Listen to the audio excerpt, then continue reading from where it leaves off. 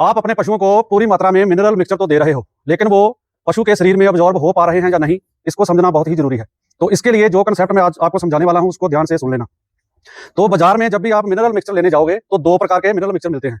एक तो ये वाला नॉर्मल वाला मिनरल मिक्सचर और चिलेटेड मिनरल मिक्सचर। अब इन दोनों में क्या फर्क है, उस सबसे पहले आपको पता होना चाहिए जितने भी मिनरल्स हैं, फैट है और प्रोटीन, अमाइनो एसिड है, वो पूरे कहाँ अब्जॉर्ब होते हैं? स्मॉल इंटेस्टाइन में। पहले आते हैं हम नॉर्मल मिनरल मिक्सचर के ऊपर। इसमें क्या होता है, जितने भी मिनरल्स होते हैं वो सारे साल्ट फॉर्म में होते हैं, जैसे जिंक सल्फेट हो गया, जिंक ऑक्साइड हो गया, कॉपर सल्फेट हो गया। तो इनमें क्या दिक्कत आती है, जैसे ही पशु इनको खाएगा, ये पशु के पेट में जाएंगे, रूमन में, तो इनमें से कुछ मिनरल्स वहां आपस में रिएक्ट कर जाते हैं, जिसके कारण उनका असर कम हो जाता है, जहां वो एक बाइंड होकर ऐसी चीज बना लेते हैं जो पशु के पेट में अब्जॉर्ब नहीं हो पाती। तो इससे क्या होगा, जैसे आपने 100 ग्राम मान लो अपने पशु को नॉर्मल वाला मिनरल मिक्सचर दिया, उसमें से 20-30 ग्राम ऐसे कुछ पशु के रूमन में रिएक्ट कर जाएगा, तो बचा कितना?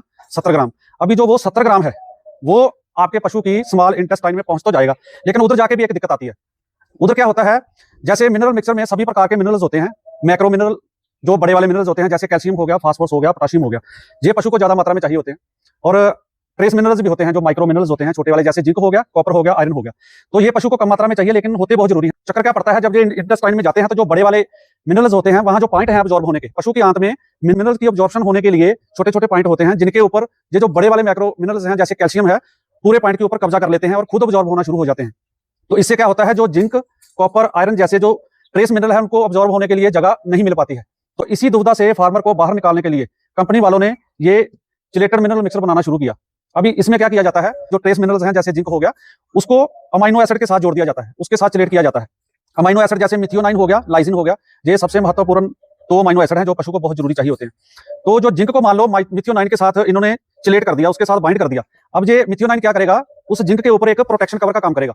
तो सबसे पहले जैसे ही पशु के पेट में जाएगा, ये वहां उसको दूसरे मिनरल्स के साथ रिएक्ट नहीं करने देगा, बॉडीगार्ड का काम करेगा।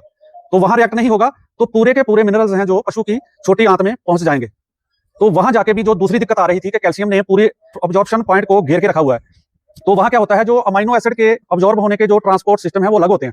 तो जैसे ये जिंक जो अमाइनो एसिड के साथ बाइंड होता है, तो पशु का शरीर इसको अमाइनो एसिड की तरह ही पहचान लेता है, और उसको जहां से अमाइनो एसिड अब्जॉर्ब होते हैं उसी रास्ते से जिंक को, जहां दूसरे ट्रेस मिनरल को भी अब्जॉर्ब करवा देगा।